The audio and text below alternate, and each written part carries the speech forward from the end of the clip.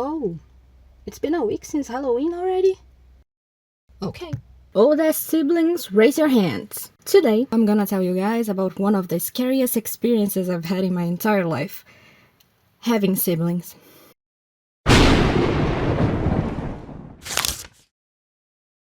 Hey, I'm Acomum, and there are 3 things parents envision when they're thinking about having their child have a sibling.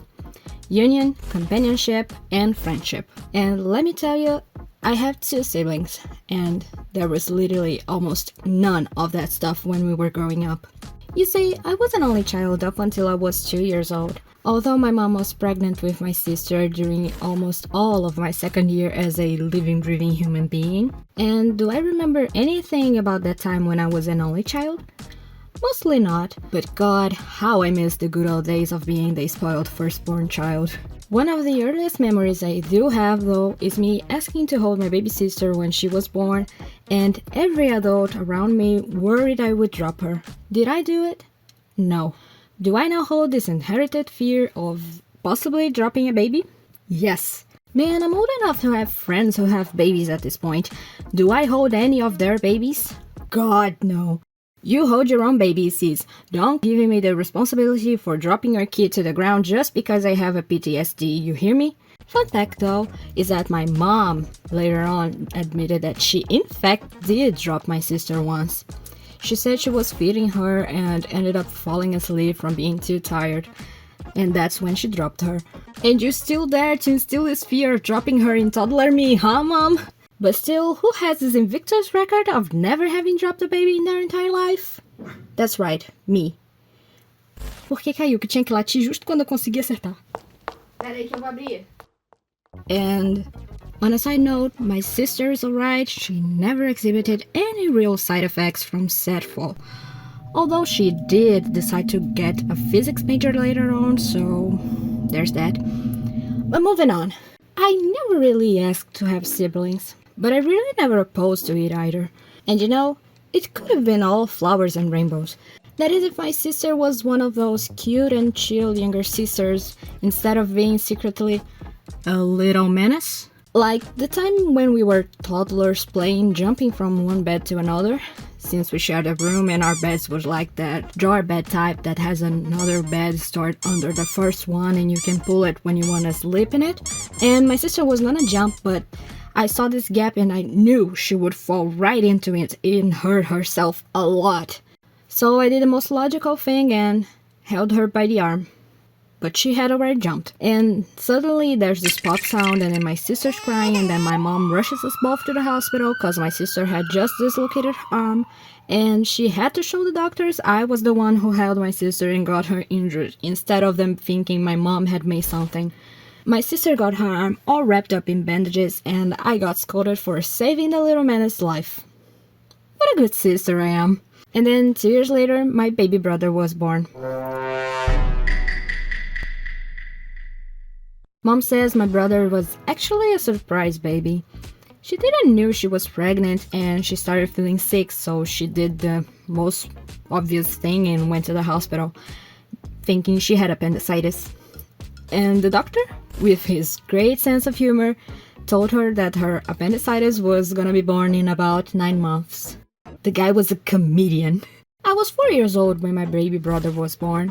My sister had 2, and this time around, they did let me hold him when I asked. And since my sister was there too, and she was a literal copycat that had to do the same things I did or she would cry her lungs out for hours on end, they let her hold him too.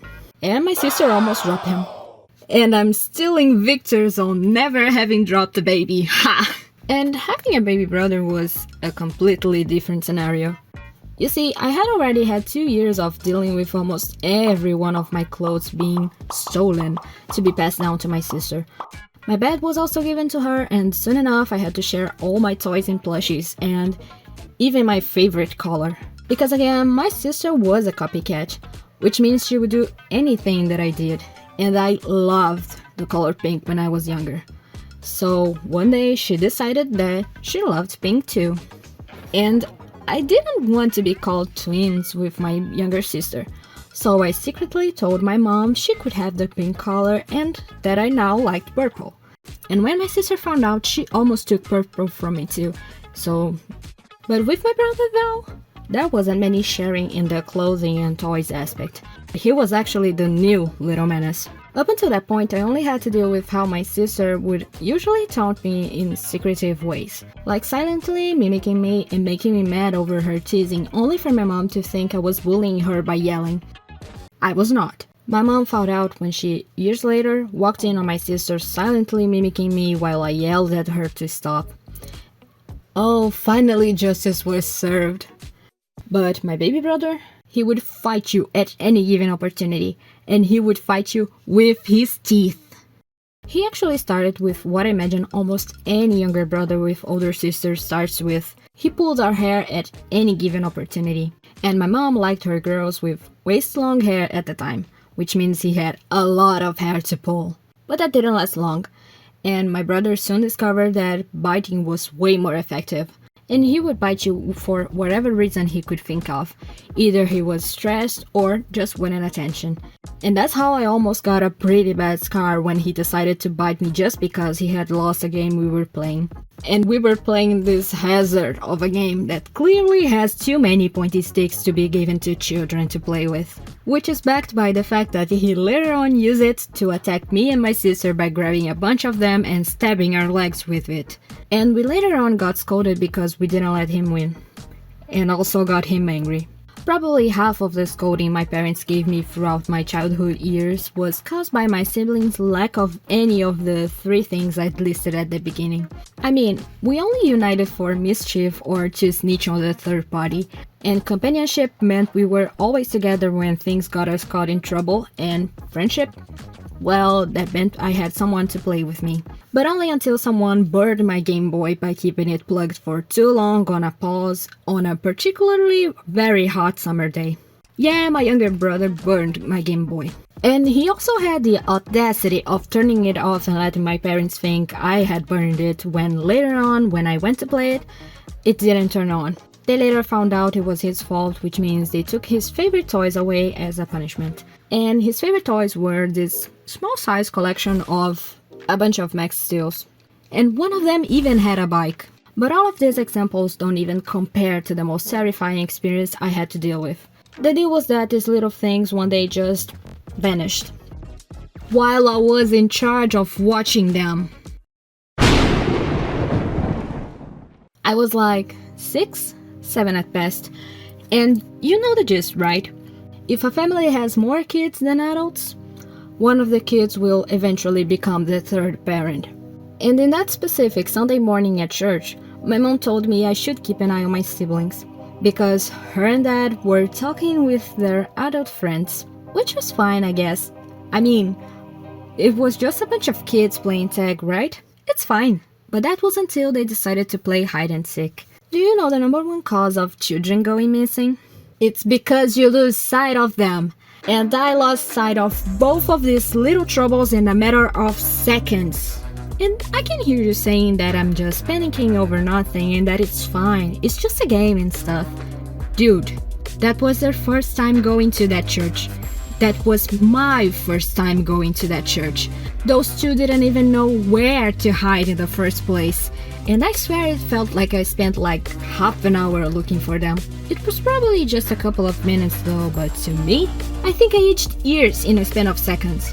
I just remember going to my mom, crying, telling her I'd lost both of them. And I was certain I would be scolded for life, and that I'd lost my siblings forever and was never gonna see them again. Everything just felt like a total catastrophe. And then my mom just yelled their names and they instantly appeared. I swear to God! And that's why having siblings is a nightmare. Now that I'm older, my siblings are not at the stake of being either my sworn enemies or allies anymore. We actually have a pretty standard and friendly relationship as young adults. Aside from the still occasional bantering. My sister's just living her life as this physics major in progress, while my brother is midway into his nurse major because he wants to be a paramedic, and I'm the aspiring YouTuber in the family. Neat. My siblings are pretty nice people if you get the time to know them, and I've known them for their entire life, so I can attest to that. So yeah, growing up with siblings is an experience. But at the end of the day, it's good to know I have people who share a life of experience with me, and that would donate me a kidney without second thought if I ever needed it. Oh wait, we don't share the same blood type. Never mind that! Give me my favorite color back, and you still owe me a Game Boy.